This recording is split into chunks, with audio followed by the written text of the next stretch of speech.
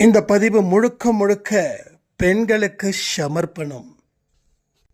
பெண்கள் படும் கஷ்டம், பெண்கள் படும் வேதனை, பெண்கள் ஆண்களை ஏன் வெறுக்கிறாங்க, பெண்கள் பொருளாகவே நிறைய வீட்டில் பயன்படுத்துகிற ஒரு மனோபாவமும் ஆண்களுக்கு இருக்குது.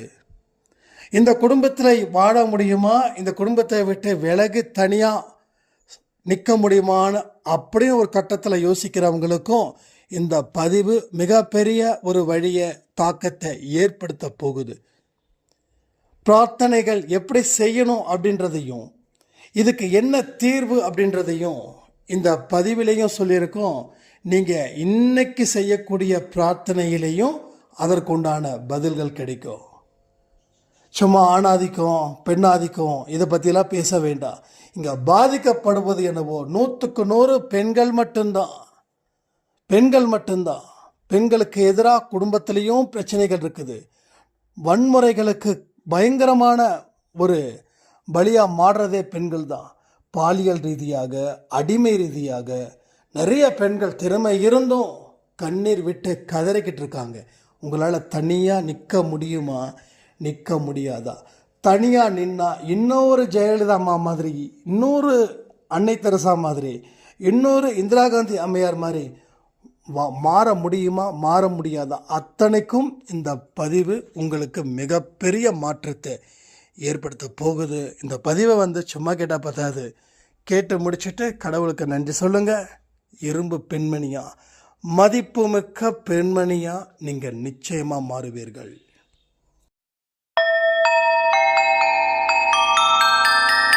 ஓம் சாயிரா சாயிரா, ஓம் சாயிரா சாயிரா, ஓம் சாயிரா சாயிரா, அன்பே சாயிரா, பேரன்பே சாயிரா, அகிலம் தளிக்க ஆத்மா விழிக்க அனுதினம் சாயிரா, எங்கள் அன்பே சாயிரா.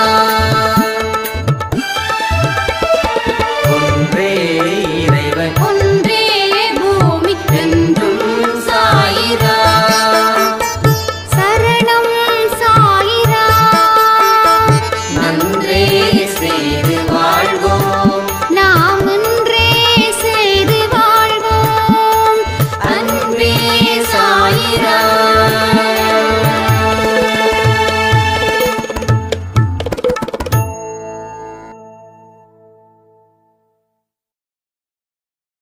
சாயிராம்.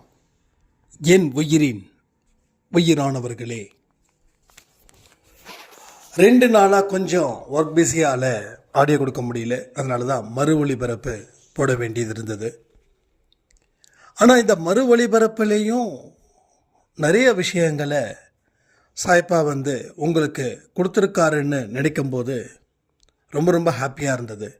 ஏன்னா மனசில் ஒரு விதமான நெருடல், ஏதோ ஒரு பதிவு மறு ஒளிபரப்பு போடலாம், ஸோ தொடர்ந்து 2 நாள் போட வேண்டிய ஒரு கட்டாயம் வந்துருச்சுன்னு சொல்லி ஃபீல் பண்ணும்போது நல்ல ரிசல்ட்டே சாய்ப்பா கொடுத்தாங்க. அதனால் சாய்ப்பாவுக்கும் அன்பை சாய் குடும்பத்தில் இருக்கிற ஒவ்வொருத்தவங்களுக்கும் நான் தேங்க்ஸ் பண்ணிக்கிறேன். இன்றைக்கி பேசக்கூடிய ஒரு முக்கியமான விஷயம் பெண்கள். அவங்களுக்கு ஏற்பட கஷ்டம், கணவன்கிட்ட இருந்து ஒரு வன்முறைத்தனமான சில விஷயங்கள், மாமியார் மாமனார், இன்னும் நிறைய விஷயங்களை பெண்கள் ஃபேஸ் பண்ணுறாங்க. பெண்களுடைய கண்ணீர் நிரந்தரமாக்கப்படுகிறது. ஒரு பெரிய சிங்கம், ஒரு புலி, ஒரு நரி, ஒரு சிறுத்தை இதுங்க கிட்ட மாட்டிக்கிட்டா என்ன மாதிரியான ஒரு பயம் இருக்குமோ அந்த பயத்தோட வாழ்ந்து கொண்டு இருக்கக்கூடிய பெண்களை பற்றி தான் இந்த பதிவு. ஒரு சிங்கமோ ஒரு சிறுத்தையோ ஒரே நேரத்தில் அடித்தா கூட செத்து போயிடலாம். ஆனால் எப்போ கடிக்க வருதுன்னு தெரியல. கடிக்குது ஆனால் உயிரும் போகலை. அந்த மாதிரி நிறைய பெண்கள் பாதிக்கப்பட்டு இருக்காங்க. நேற்று ஒரு சாய்ராம் ஒரு கண்ணீர், ஒரு கிட்டத்தட்ட 20 நிமிஷம் ரொம்ப அழுதுட்டாங்க. என்னாலே தாங்க முடியல, நானும் அழுதுட்டேன். ஆனால் நான் அழுதா அவங்களுக்கு அது மேலும் சிரமத்தை கொடுக்கும் அப்படின்னு சொல்லி நான் ஒரு கிட்டத்தட்ட 1 hour கழித்து தான் திருப்பி நான் ரிப்ளை பண்ணேன். ரிப்ளை பண்ணதுக்கப்புறம் அவங்களுக்கு அவ்வளோ சந்தோஷம், அவ்வளோ ஹாப்பி. ஏன்னா ஆறுதல் சொல்வதற்கு கூட பிறந்தவங்க இருந்தும் வரல. பெற்றோர்களும் உன்னுடைய வழி இதுதான், இப்படி தான் எங்கள் வாழ்க்கையும் இருந்துச்சுன்னு பெற்றோர்களும் கைவிட்டுட்டாங்க. ஸோ கூட பிறந்தவங்க கைவிட்டுட்டாங்க, பெற்றோர்கள் கைவிட்டுட்டாங்க. அப்போது மற்றவங்களுக்கு அது ஒரு பெரிய வாய்ப்பாக அமைஞ்சிடுது. அதாவது யார் இவங்களை சிரமப்படுத்துகிறாங்களோ அது அவங்களுக்கு பெரிய வாய்ப்பாக வந்துடுச்சு. என்ன வேணாலும் இந்த பெண்ணை நம்ம அடிக்கலாம், உதைக்கலாம், கேட்கறதுக்கு கூட ஆள் யாரும் இல்லை.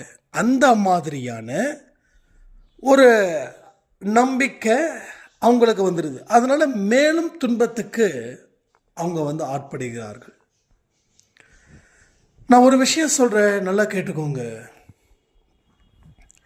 ஃபர்ஸ்ட் திங், நீங்கள் யாருக்கும் அடிமை இல்லை. 2வது, பொறுத்து போங்க. பொறுத்து போக முடியலன்னா லீகலாக என்ன ஆக்ஷன் எடுக்கணுமோ அந்த ஆக்ஷன் எடுத்துருங்க.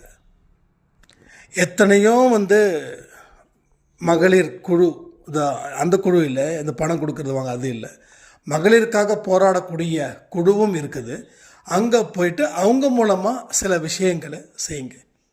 இல்லை உங்களுக்கு தெரிஞ்சவங்க உங்கள் மேலே வில்வேஷராக யாராவது இருந்தாங்கன்னா அவங்க மூலமாக போலீஸுக்கு கம்ப்ளைண்ட் கொடுங்க.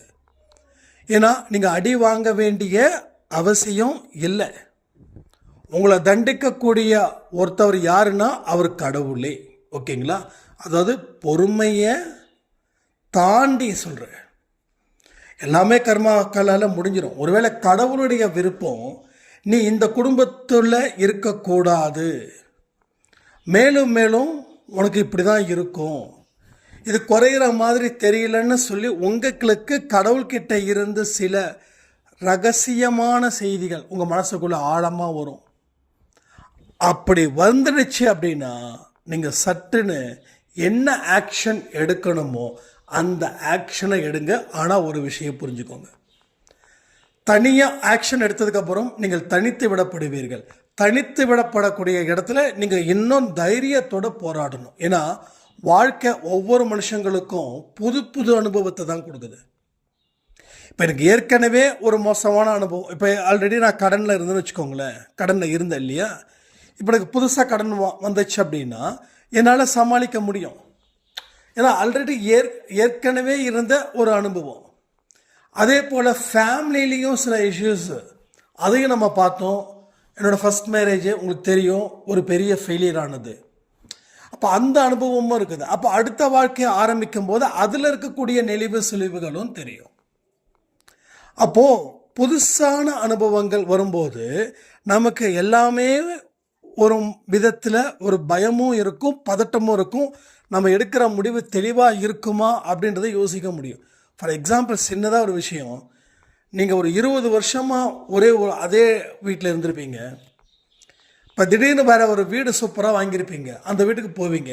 நம்ம சொந்தமாக வீடு வாங்கினாவே கண்டிப்பாக சிட்டியை விட்டு ஒரு 5-6 கிலோமீட்டர் அதிகமாக தான் இருக்கும். ஏன்னா நம்ம பட்ஜெட்டுக்கு ஏற்ற வீடு அவன் தான் போட்டு வச்சுருப்பான். உள்ளுக்குள்ளே ஒரு சென்ட்டு 20 லட்சம் அப்படின்னா கொஞ்சம் 5 கிலோமீட்டர் தாண்டி போனால் ஒரு சென்ட்டு 5 லட்சம் 6 லட்சத்துக்கு கிடைக்கும். அதை வச்சு நம்ம குருவி சேர்த்து வச்சுருக்கிற மாதிரி காசை வச்சு நம்ம வீடு கட்டுவோம். இப்போ நமக்கு என்ன தோணும் அப்படின்னா, ஒரு சிட்டியில் இருந்துக்கிட்டு ஒரு அவுட்டருக்கு போகும்போது ஒரு மாதிரி பயமாக இருக்கும், சத்தமே இல்லாமல் இருக்கும். என்னடா அது, ஒரு கார் சவுண்டு இல்லை, ஒரு பஸ்ஸு சவுண்டு இல்லை, பசங்க இருக்க மற்றவங்க வீட்டில் குடி இருக்கிறாங்களா இல்லைன்னு கூட தெரியல அப்படின்னு. ஆனால் அது வருஷம் பூரா நீடிக்காது, அதிகபட்சம் 3 to 6 மாதம் நீடிக்கும். ஏன்னா உங்களோட மனநிலை அந்த இடத்துல ஒரு மாற்றத்தை ஏற்படுத்தி அந்த மாற்றத்தை அக்செப்ட் பண்ண வைக்கும். அதுக்கப்புறம் நீங்கள் ஒரு வருஷம் இருந்துட்டீங்கன்னா நீங்கள் எந்த தான் சிட்டி லைஃப்குள்ளே உள்ள என்ட்ரி ஆனாலும் உங்களுக்கு ஒரு கசன்னு இருக்கும். என்ன ஒரு நல்ல காற்று இல்லை, நல்ல ஒரு ஒரு அமைதி இல்லை அப்படின்ற மாதிரி. அப்போது அந்த மாற்றத்தை கடவுள் ஏற்படுத்துகிறாருன்னா அந்த மாற்றத்தை ஏற்படுத்தி அதை அக்செப்ட் பண்ண வச்சிட்டார் அப்படின்னா அதுக்கப்புறம் நமக்கு பிரச்சனை இல்லை. அதே போல தான் புது புது கஷ்டங்களும் உங்களுக்கு பிறக்கும்போது நீங்கள் எதை பார்த்து பயப்பட வேண்டாம். அதற்கு உண்டான அறிவும் திறமையும் இருக்குதுன்னு நம்புங்க. வாழ்க்கையில் கண்டிப்பாக வெற்றி பெற முடியும் அப்படின்னு நம்புங்க. ஓகேவா? அதனால் ஃபஸ்ட்டு பாயிண்ட்டு நீங்கள் திங்க் பண்ண வேண்டியது, நாம் யாருக்கும் அடிமை இல்லை. இதுதான் முதல் பாயிண்ட். ரெண்டாவது பாயிண்ட்டு, எது நடந்தாலும் என்னால் ஏற்றுக்க முடியும். அதாவது இவ்வளவு சித்திரவதைகளையும் நம்ம வாடுறோம். அப்போது இதை தாண்டி இதை விட்டுட்டு வெளியில் வாட முடியாதா? இதுதான் நீங்கள் திங்க் பண்ணக்கூடிய முக்கியமான விஷயமா இருக்கணும். அதாவது படிப்பு இங்கே முக்கியம் அப்படின்றதெல்லாம் நான் பேசவே இல்லை. அதை தாண்டின ஒரு அனுபவமும் திறமையும் இங்கே முக்கியமாக இருக்குது. 42 வயசுங்க ஒரு சாய்ராம், நம்ம அன்பே சாயில் தான் இருக்காங்க. இது எப்பயோ நடந்தது, இப்போ ஹாப்பியாக தான் இருக்காங்க. கணவன் பயங்கர தண்ணி போட்டு அந்த அம்மாவை சித்திரவதை பண்ணி பெல்ட்டால் அடித்து சிகரெட்டில் அந்த கையிலெல்லாம் முக்கியமான இடத்துலலாம் அந்த மாதிரி ஒரு டார்ச்சர். போலீஸில் கேஸ் கொடுத்தாங்க. கொடுத்ததுக்கப்புறம் போலீஸ் இது பண்ணாங்க. அதுக்கப்புறம் குடும்பத்தில் இருக்கிறவங்கெல்லாம், நீ போலீஸ்க்கே போறியா, எங்களுக்கு தகுதி இல்லாத பெண் அப்படின்னு சொல்லி டைவர்ஸ் அப்ளை பண்ணாங்க. யார்? அந்த குடும்பமே டைவர்ஸ் அப்ளை பண்ணுது. ஏன்னா மறுபடியும் போலீஸுக்கு போய்ட்டு நம்ம பையனை லாடம் கட்டிடுவாங்க அப்படின்னு. அப்போ கேஸ் கொடுத்துருவாங்களோன்னு சொல்லி பயந்து டைவர்ஸ் பண்ணிட்டாங்க. ஜீவனாம்சம் வேண்டான்னு சொன்னாங்க நம்ம அன்பிசாய் ஃபேமிலியில். அவங்களுக்கு அந்த டைலரிங்லாம் நல்லாவே தெரியும். யாரும் சப்போர்ட்டிங்கும் இல்லை. அதாவது அப்பா அம்மாவோட சப்போர்ட்டிங்கும் இல்லை. ஏன்னா இவங்க லவ் மேரேஜ். அதனால் ஒரு பகை அது பெரிய அளவில் வளர்ந்துருச்சு. அதுக்கப்புறமா எங்களுக்கு டைலரிங் தெரிஞ்சதால் ஒரு கடையில் ஜாயின் பண்ணாங்க. மோஸ்ட்லி லேடிஸ் டைலரிங்னா மோஸ்ட்லி லேடிஸாக இருப்பாங்க இல்லையா? அப்போ இவங்களோட டெடிக்கேஷன் பார்த்து அந்த அம்மா இவங்களை இன்சார்ஜாக உட்கார வச்சுட்டாங்க. இவங்களுக்கு என்னென்னா சம்பளம் ப்ளஸ் ஒரு இன்சென்டிவ். இன்றைக்கி பொறுத்த வரைக்கும் இவங்க நல்லா பார்த்துக்கிறதால இன்னொரு கடையை அந்த ஓனர் அம்மா எடுக்கிறாங்க. எடுத்துகிட்டு ஃபைனலாக அம்மா நீ இந்த கடையை நீயே வச்சுக்கோ, நீயே இது பண்ணிக்கோ, நீ இவ்வளோ ரூபா மட்டும் எனக்கு கொடுத்துரு அப்படின்னு மாதம் ஒவ்வொரு அமௌண்ட்டை கொடுத்தாங்க. ஒரு வருஷத்தில் கடை உங்களுக்கு சொந்தமாயிடுச்சு. அந்த அம்மா இன்னொரு 2 கடையை போட்டாங்க. இப்போ என்ன ஆகுது, இவங்களால் அந்த கடைக்கார அம்மாவுக்கும் ஃபேமஸ் ஆகிட்டாங்க, இவங்களும் ஃபேமஸ் ஆகுறாங்க. எனக்கு ரொம்ப சூப்பராக எக்ஸலண்ட்டாக, ஐ திங்க் அவங்க திருச்சின்னு நினைக்கிறேன், சரியா எனக்கு கடை பேர் தெரியல. நம்ம அன்பே சாயை தொடர்ந்து பார்த்துட்டு தான் இருக்காங்க. யாராவது அவங்க அந்த சாய்ராம் நான் உங்களோட நேம் அட்ரஸ் எனக்கு தெரியாது, எப்பயோ சொன்னது இது. திருச்சியில் யாராவது அவங்க அந்த சாய்ராம் இந்த பதிவை கேட்டாங்கன்னா தயவுசெய்து உங்களுடைய நேம் அண்ட் அட்ரஸ் எனக்கு வாட்ஸ்அப்பில் பர்சனலாக அனுப்புங்க. நம்ம திருச்சியில் இருக்கக்கூடிய சாய்ராம்ஸுக்கு யாருக்காவது தேவைன்னா உங்களை காண்டாக்ட் பண்ணுற மாதிரி நம்ம பார்த்துக்கலாம். ஏன்னா ஒருத்தவங்களுக்கு மேன் டு மேன் ஹெல்ப் அப்படின்றத நம்ம செய்யணும் இல்லையா? அதனால் ஸோ என்ன ரீசன் அப்படின்னா, என்னைக்கே நீ ஸ்ட்ராங்காக ஒரு விஷயத்தை முடிவெடுக்கிறியோ அதில் நிலைச்சு நிற்கணும். என்ன ஆகுது ஏதாகுதுன்னு பார்க்காத, உன்னுடைய பாதை ஒழுக்கத்தின் பாதையில் இருக்கணும். நிறைய பெண்கள் தடமாறி இருக்கிறவங்களும் இருக்காங்க. அதாவது ஏமாந்து போய் தடமாறுறவங்களே ஜாஸ்தி. இங்கே அதுவும் நடந்திருக்குது. இங்கே இப்படி தான் நான் தனியாக இருந்தேன், நான் தனியாக இருக்கிறத பயன்படுத்தி என்னை ஒரு மாய வலையில் சிக்கி என் கூட ஒருத்தர் வாழ்ந்துட்டு என்னை விட்டுட்டு போயிட்டாரு. மறுபடியும் என்ன பண்ணுறது தெரியல. இன்றைக்கி நான் சொல்லக்கூடாத அளவில் நான் ஒரு வேறு மாதிரி இருக்கேன் அப்படின்னு. இப்போ அவங்களும் சாய்ப்பா திருத்திட்டாங்க, ஒன்றும் இது இல்லை. ஏன்னா இங்கே தடம் மாறுறவங்களும் இருக்காங்க, தடம் மாறாமல் இன்னும் ஸ்ட்ராங்காக இருக்கிறவங்களும் இருக்காங்க. ஸோ அது நம்ம ரொம்ப ரொம்ப இம்பார்ட்டன்ட். ஏன்னா என்றைக்கு நம்ம தனிமையாக இருக்கோமோ, தனிமையை நம்ம பலகீனமாக நினச்சிட்டோம் அப்படின்னா நம்மளை பலகீனமாக பயன்படுத்திக்க ஒரு கூட்டம் அலையும் போதும். ஆனால் நம்ம பலமாக இருந்தால் நம்மளை பலகீனமாக பயன்படுத்திக்கணும்னு நினைக்கக்கூடிய கூட்டம் கூட அது நம்மளை விட்டுட்டு விலகி நிற்கும். ஸோ பெண்கள் என்றைக்குமே ரொம்ப சக்தி வாய்ந்தவர்கள். இதை நான் எல்லா பதிவுலையும் சொல்லியிருக்கேன். ஏன் சக்தி வாய்ந்தவர்கள்னா, ஒரு பெண் மூலமாக தான் இங்கே பிறப்பே நடக்குது. வேற அப்போ அவங்க தான் சக்தி. உலகத்தில் இருக்கிற எல்லாரும் எந்த நாட்டில் பெண்களை மதிக்கக்கூடிய ஆண்கள் இருக்கிறாங்களோ அந்த நாடு சூப்பராக எக்ஸலண்ட்டாக இருக்குங்க. அதே போல் எந்த வீட்டில் பெண்களை மதிக்கிறாங்களோ ஆண்கள், அந்த வீடு என்றைக்குமே லட்சணமாக இருக்கும், அழகாக இருக்கும், செல்வங்கள் பெருகி நிற்கும். ஆனால் பெண்கள் மட்டும் ஒரே விஷயம், ஒழுக்கத்தை மீறக்கூடாது. இங்கே உடனே சில ஃபெமினிசம் இறந்தாங்கன்னா, இப்போ ஆண்கள் ஒழுக்கத்தை மீறலாமா, இப்போ ஆண்கள் என்ன வேணாலும் செய்யலாமா, இந்த மாதிரி. நான் ஒரே விஷயம் சொல்கிறேன், அதாவது ஆண்கள் இஷ்டத்துக்கு போகிறாங்க, இது பண்ணுறாங்கன்னா பெண்களும் போயிட முடியுமா? அப்போது ஆண்களை பண்ணுறது சரியாக தப்பான்னு நான் பேச்சுக்கு வரல. ஆனால் பாதிக்கப்படக்கூடியது பெண்கள் தான். கோயம்புத்தூரில் ஒரு சம்பவம் நடந்ததுன்னு எல்லாருக்கும் தெரியும். ஒரு 2-3 மாதத்துக்கு முன்னாடி நம்ம ஏரியாவிலேருந்து கிட்டத்தட்ட அதிகபட்சம் ஒரு 6-7 கிலோமீட்டர் தான் நம்ம வீட்டில் இருந்து. ஏர்போர்ட்டு லேண்டிங் எல்லாமே தெரியும். இப்போ ஃப்ளைட்டு லேண்ட் ஆகிறது போகிறது எல்லாமே நம்ம ஏரியாவிலேருந்து நம்ம அப்பார்ட்மெண்ட்லேருந்து பார்த்தா தெரியும். அப்போ எல்லாருமே என்ன சொன்னாங்க, பெண்கள் போகக்கூடாதா, பெண்களுக்கு பாதுகாப்பு இல்லை, தமிழ்நாடு அரசு பாதுகாப்பு கொடுக்கல, அப்படி இருக்குது நிலைமை அப்படின்னு சொல்லி கவர்மெண்ட்டையும் இருக்கிற போலீஸ்காரவங்களையும். நேற்று நான் நம்ம சிஎம் இங்கே கோயம்புத்தூர் வந்திருக்காங்க. எத்தனை லேடி போலீஸ் வெளியில் காவல் காத்துட்டு இருந்தாங்க தெரியுங்களா? ஆண்களுக்கு பாத்ரூம் வந்தால் வெளில போயிட்டு வந்துடலாம், ஆனால் பெண்களுக்கு பாத்ரூம் வந்தால், பெண்கள் சில சமூக விரோதிகளை தாக்கப்பட்டாங்கன்னா இதெல்லாம் யோசித்து பார்க்கணும்ல. இஷ்டத்துக்கு நாக்கு மேலே பல்ல போட்டு பேசுறதுன்னு சில முட்டாள் கூட்டம் இருக்குது. அந்த கூட்டத்துக்குள்ளே நம்ம போக வேண்டிய விருப்பமே இல்லை. ஏன்னா இங்கே யாருக்கு நஷ்டம் அப்படின்னு பார்த்தா பெண்ணுக்கு தான். பெண்ணு தான் இங்கே அதிகமாக பாதிக்கப்படுறான், ஆண் பாதிக்கப்படுறது இல்லை. அப்போது ஒவ்வொரு வீட்டுக்கும் நம்ம சிஎம் சார் இல்லை கவர்மெண்ட்டில் இருக்கிறவங்க இல்லை போலீஸ் ஆஃபீஸர் எங்கெல்லாம் உங்கள் வீட்டில் பொண்ணுங்க இருக்குதோ அங்கே நாங்கள் பாதுகாப்பு கொடுக்குறோம் அப்படின்னு சொல்ல முடியுமா? அப்போ பெண்கள் என்ன பண்ணணும், எவ்வளோ சேஃபாக இருக்கணுமோ அவங்கள சேஃபாக இருக்கணும். ஆண்களுக்கு பிரச்சனையே கிடையாது. திரும்பவும் சொல்கிறேன், ஆண்களுக்கு பிரச்சனையே கிடையாது. பெண்களுக்கு தான் இந்த வன்முறை கடைசி வரைக்கும் இந்த ஜென்மம் வரைக்குமே ஒரு அழியாத ஒரு துன்பத்தை அது கொடுக்கும். நம்ம ஒரு சின்ன 10 வயசாக இருக்கும்போது கீழே விழுந்திருப்போம், அந்த வடி இப்போ வரைக்கும் இருக்கும். எனக்கெல்லாம் காலில் 2-3 வெட்டு இருக்குது. நான் ஷூ போட்டு போகும்போது எனக்கு அது மறந்துருச்சு ஆக்சுவலி.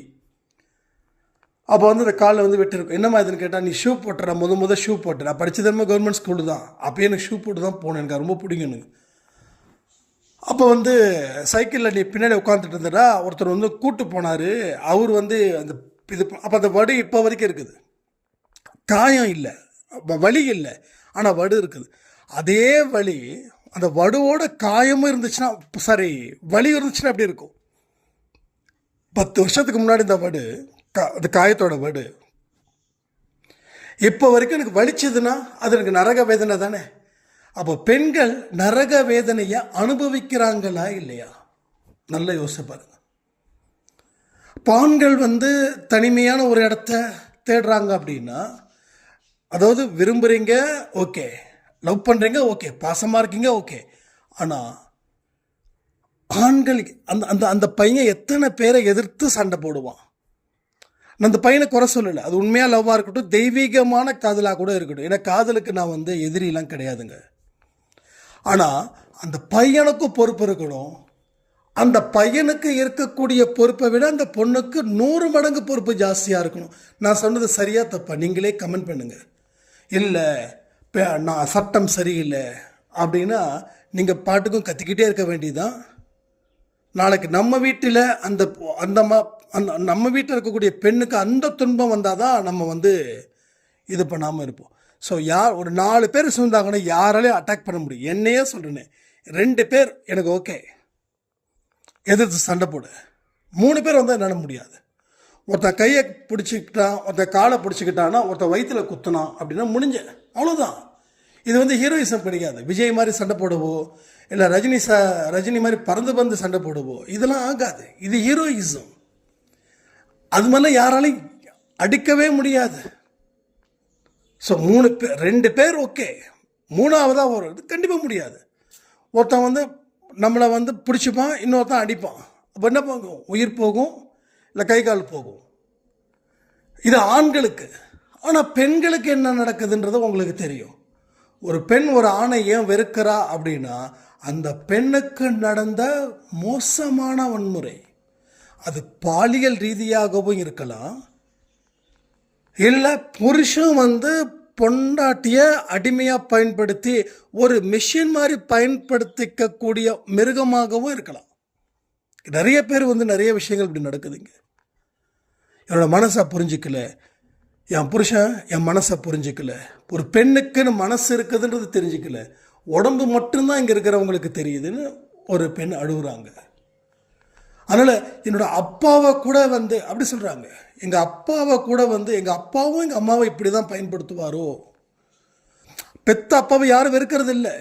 ஆனால் அந்த பெண் அதனால் அந்த துன்பத்தை அனுபவிச்சா அப்படின்னா இருக்கிற எல்லா ஆண்களையும் எப்படி பார்க்குறா? ஒரு எதிரியா, யமனா, ஒரு மோசமான பேர் வழியா பார்க்குறா. அதாவது அந்த பெண்ணுக்கு கணவன் இது மாதிரி அவனை பயன்படுத்தினான். புரியுதா உங்களுக்கு? இது எல்லாமே அன்பேசாயில வந்து நிறைய பெண்களுடைய குமுறல்கள். ஒரே ஒரு விஷயம் சொல்கிறேனே, 10 பேரில் ஒருத்தன் மோசமாக இருந்தால் அந்த 9 பேரையும் சந்தேகப்பட வேண்டாம். அந்த 10ல் ஒருத்தன் மோசமாக இருப்பான், கண்டிப்பாக இருப்பான். இல்லாமல் எங்கேயுமே இல்லை, கண்டிப்பாக இருப்பான், டெஃபினட்டாக இருப்பான். இல்லாமலாம் போக வாய்ப்பே இல்லை.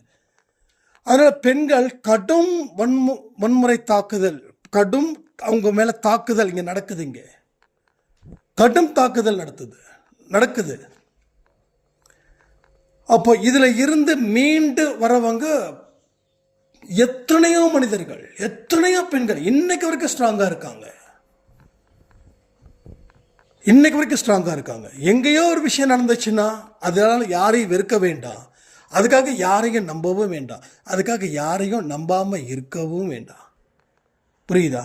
உங்களுடைய செல்ஃப் டிஃபென்ஸ்னு ஒன்று இருக்கும்.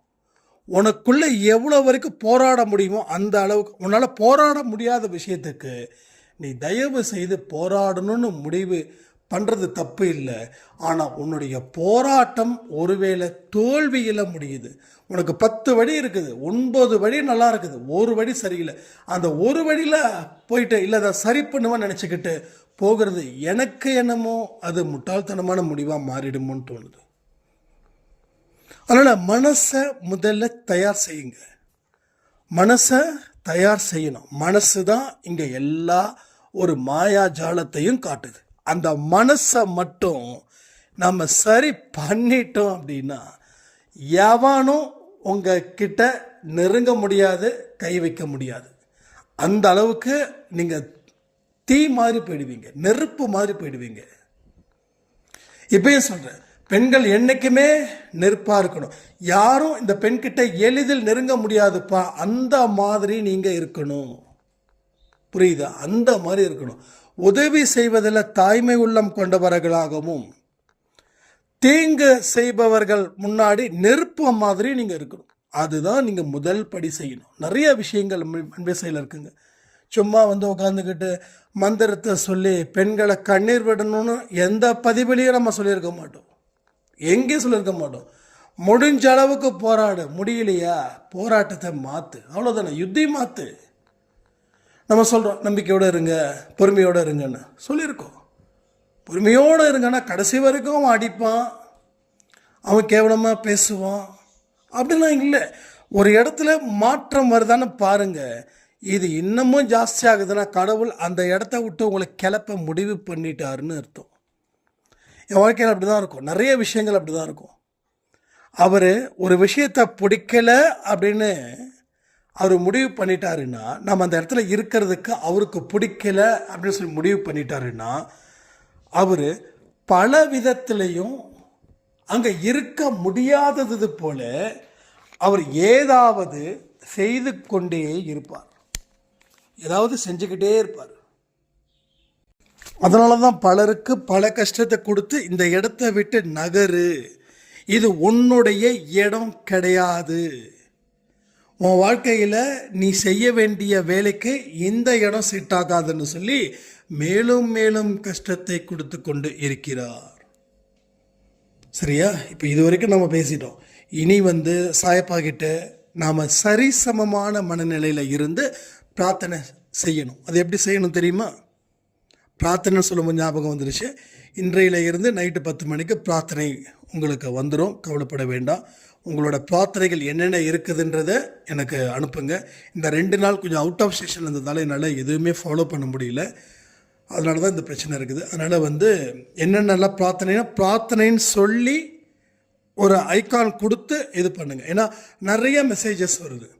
அப்போ உங்களோடது பிரார்த்தனை தான் நம்ம கூடுதலான கவனத்தை இங்கே வைக்கிறோம். அதனால் சொல்கிறது சுருக்கமாக சொல்லுங்கள், எந்த எக்ஸ்ட்ரா வேர்ட்ஸும் வேண்டாம். யார் உங்கள் பேர், உங்களுடைய மகனா இல்லை உங்கள் கணவரா இல்லை வேறு யாராவதா, ஓகேவா? அவங்களுடைய நேம், உங்களுடைய நேமும் வேணும், அவங்களுடைய நேமும் வேணும். அவங்களுக்கு என்ன பிரச்சனை, மொத்தமாக 3 வார்த்தைகளை அந்த பிரார்த்தனையை முடிங்க. அப்போ தான் மற்றவங்களுக்கும் நம்ம இந்த பிரார்த்தனை கொடுக்க முடியும். இந்த பதிவு முடிஞ்சதுக்கப்புறம் உங்களோட பிரார்த்தனைகள் இருந்துச்சுன்னா என்னோடய வாட்ஸ்அப் நம்பருக்கு இது பண்ணுங்கள். விஷ்ணு சாய் அதை பார்த்து இது பண்ணுவாங்க. ஸோ பிரார்த்தனையில் நானும் தினந்தோறும் இரவு 10 மணிக்கு நான் பங்கெடுத்துக்கிறேன். அப்படி இல்லை அப்படின்னா அடுத்த நாள் காலையில் ஏதோ ஒரு டைம், அந்த டைம் மீறிடுச்சுன்னா நான் எடுத்துக்கிறேன். அப்போ பிரார்த்தனை எப்படி இருக்கணும் அப்படின்னா, இது வேணும் இது வேண்டாம் அந்த மனநிலைகளை பிரார்த்தனை இல்லாமல் பார்த்துக்கோங்க. சொன்ன உடனே உங்களுக்கு ரொம்ப இதாக இருக்கும்னு நினைக்கிறேன். என்னங்க வேணும்னு சொல்லி தாங்க பிரார்த்தனை கேட்குறோம் அப்படின்னு, அப்படி இருக்கக்கூடாது. பிரார்த்தனை சரிசமமான மனநிலையில் இருந்து கடவுள் முன் அமர்ந்து கேட்டிங்கன்னா கடவுள் தெளிவான ஒரு பதிலை சொல்லுவார். அந்த பதில் உங்கள் வாழ்க்கையில் நீங்கள் ஒரு இரும்பு பெண்மணியாகவே மாற்றும். இரும்பு பெண்மணியெலாம் யாரெல்லாம் சொல்லுவீங்க? இந்திரா காந்தி அம்மையார்லேருந்து சொல்லலாமா? இந்திரா காந்தி அம்மையார், அன்னை தெரசா, ஜான்சி ராணி, அதுக்கப்புறம் இப்போ மறைந்த முன்னாள் முதல்வர் ஜெயலலிதா அவர்கள். ஸோ இது மாதிரி நிறைய பெண்மணிகளை சொல்லிக்கிட்டே இருக்கலாம். வியாபாரத்தில் நிறைய பேர் இருக்கிறாங்க, எத்தனையோ இடத்துல சிறப்பான பெண்மணிகள்லாம் இருக்கிறாங்க. ஓகேங்களா? ஸோ அந்த மாதிரி நீங்கள் மாற முடியும். அப்போது கடவுள்கிட்ட என்ன கேட்கணும்? சரிசமமான மனநிலையில் உன்னுடைய சித்தத்தின்படி என்னுடைய வாழ்க்கையை வாழ்வதா வேண்டாமா என்பதை நீ தீர்மானித்து கொடு, நான் எதற்கும் தயாராக இருக்கிறேன். அந்த மாதிரி தான் பிரார்த்தனை செய்யணும்.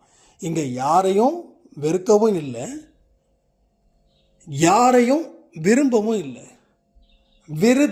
வெறுப்பு இல்லாத ஒரு மனநிலையில் நீங்கள் பிரார்த்தனை செய்யும்போது தான் கடவுள் சொல்லக்கூடிய விஷயத்தை உங்களால் உணர முடியும். அவர் சொல்லக்கூடிய விஷயத்தை உங்களால் ஃபாலோ பண்ண முடியும், அதன்படி வாழ்க்கையை வாழ முடியும். அப்பொழுதுதான் நீங்கள் மதிப்புமிக்க பெண்மணியாக மாறுவீர்கள். சாயப்பா அதுக்கு தான் உங்களுக்கு இவ்வளவு சோதனைகளை கொடுத்துட்ருக்கார். இந்த குடும்பத்துக்கும் உனக்கு சம்மந்தமே இல்லை, நீ தயவு செய்து இங்கே இப்படியே தான் இருப்ப அப்படின்னும் ஒரு கட்டத்தை வச்சிருக்கலாம். இல்லை இந்த குடும்பத்தில் இருக்கக்கூடிய பிரச்சனைகள் தீரும், நீ கவலைப்படாத அப்படின்னும் ஒரு கட்டத்தை வச்சிருக்கலாம். எத்தனையோ பெண்மணிகள் எவ்வளவோ சோதனைகளுக்கு உட்பட்டு தான் வந்தாங்க. ஜெயலலிதா அம்மாவுடைய பயோகிராஃபிலாம் பார்த்தீங்கன்னா அந்த காலத்தில், இந்த காலம் வேறு அந்த காலம் வேறு. அந்த காலத்தில் மேல் டாமினேஷன், அதாவது ஆண்களுடைய ஆதிக்கம் இருந்தது.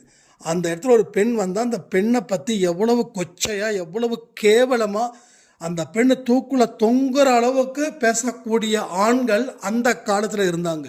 ஆனால் அந்த அம்மா எல்லாத்தையும் தாண்டி தாண்டி தாண்டி தாண்டி தாண்டி தாண்டி தாண்டி தாண்டி வந்தாங்க. ஓகேவா? பட் நான் உங்களோட தைரியத்தை பார்க்குறேன், அந்த மன பலத்தை பார்க்குறேன். கலைஞரே இந்த அம்மா மாதிரிலாம் நம்மளால் முடிவெடுக்க முடியாதுயா, என்னையா அந்த அம்மா இப்படி முடிவெடுக்கிறாங்கன்னு வியந்து போனதாலாம் சில இன்டர்வியூவில் பார்த்துருக்கேன். ஏன்னா அவ்வளோ ஒரு போல்ட். எந்த மினிஸ்ட்ரியும் அந்த அம்மா சட்டுன்னு தூக்கிடும். அடுத்த நாள் காலையில் பேப்பரில் பார்த்தா தான் தெரியும் மினிஸ்டருக்கு தான் போஸ்டிங் இல்லாதது. அது மாதிரி எத்தனையோ மினிஸ்டர்ஸ்கள் ஒரு பெண் அந்த அளவுக்கு. ஆனால் இன்றைக்கி எந்த ஒரு மினிஸ்ட்ரியும் நிறுத்த முடியல. நிறுத்திட்டா அவங்க மூலமாக ஏதாவது பிரச்சனை வருமோன்னு சொல்லி பல்ல கடிச்சிட்டு இருக்கிறாங்க எல்லா கட்சியிலையும். நாட் ஒன்லி இங்கே நம்ம தமிழ்நாடு மட்டும் இல்லை, எல்லா இதுலேயும். இது அரசியல் வேண்டாம்னு நினைக்கிறேன், இருந்தாலும் சொல்கிறேன். இப்போ ஜெயலலிதா அம்மா வந்து பெண்ணுன்றதால நான் அவங்கள பற்றி சில இதை சொல்லிகிட்டு இருக்கேன். ஸோ அவங்களும் பெண் தான், நீங்களும் பெண் தான், சரியா? அப்போது அவங்க அந்த பலத்தை வச்சு வாழ்ந்தாங்க, பலத்தை வச்சு தான் வந்தாங்க. அப்போ எத்தனை அந்த எதிர்ப்புகள் இருந்திருக்கும், அத்தனை எதிர்ப்புகளையும் தாண்டி எப்படி வந்தாங்கன்றதை யோசிச்சு பார்த்தீங்களா? ஏன் நம்மளால் முடியாதுன்னு யோசிச்சு பார்த்தீங்களா? நீங்கள்லாம் என்ன நினச்சிக்கிட்டீங்கன்னா, நீங்கள் உங்களுக்குள்ள ஒரு வட்டத்தை வரைஞ்சிக்கிட்டீங்க. அந்த வட்டத்துக்குள்ள என்னுடைய கண்ணீர் தான் என் வாழ்க்கை அப்படின்னு இந்த சினிமா படத்தில் வந்து வருமே, அது இப்போ இந்த ஹீரோயின்ஸை பேசுகிறது கிடையாது. மாதிரி இந்த டிவி சீரியல்லாம் பார்க்காதீங்க. டிவி சீரியல் வந்து பெண்களை அடிமையாக்க தான் முயற்சி பண்ணிகிட்டு இருக்குது, பெண்களை அடிமையாக்க தான் முயற்சி பண்ணிகிட்டு இருக்குது, பெண்களை வில்லியாக காட்ட தான் முயற்சி பண்ணிகிட்டு இருக்குது. ஆனால் அங்கே ஆண்கள் வில்லத்தனம் கம்மி, ஆனால் பெண்கள் தான் வில்லத்தனமாக இருக்குது. பட் அந்த சீரியல் இதில் இருந்து வெளியில் வந்தாதான் நீங்களாக இருக்க முடியும். நீங்கள் தனிமையில் இருந்தாலும் ஒரு மனபலமும் மன தைரியத்தையும் அது ஏற்படுத்துன்றதை மறக்காதீங்க. ஸோ செய்ய வேண்டியதை ஏகப்பட்டதை சொல்லியாச்சு. இதோட பார்ட் 2 இன்றைக்கி இரவு 8 மணி பதிவில் நிச்சயமாக நம்ம கொடுப்போம். ஏன்னா பேச வேண்டியது நிறைய இருக்குதுன்றதால. ஸோ பார்ட் 2 நிச்சயமாக அடுத்த இதில் வந்து இன்றைக்கி நைட்டு 8 மணிக்குள்ள கொடுக்கலாம். ஸோ திரும்பவும் சொல்கிறேன், அன்பிசாய் குடும்பத்துக்குள்ளே வந்தவங்க வெளியில் போகாமல் இருங்க. நிறைய விஷயங்கள் அற்புதத்தை கடவுள் இந்த குடும்பத்தில் செய்ய காத்துக்கிட்டு இருக்காருன்றதை மட்டும் மறக்காதீங்கன்னு சொல்லி இந்த பதிவை நான் முடிக்கிறேன். ஜெய் சாய்ராம்.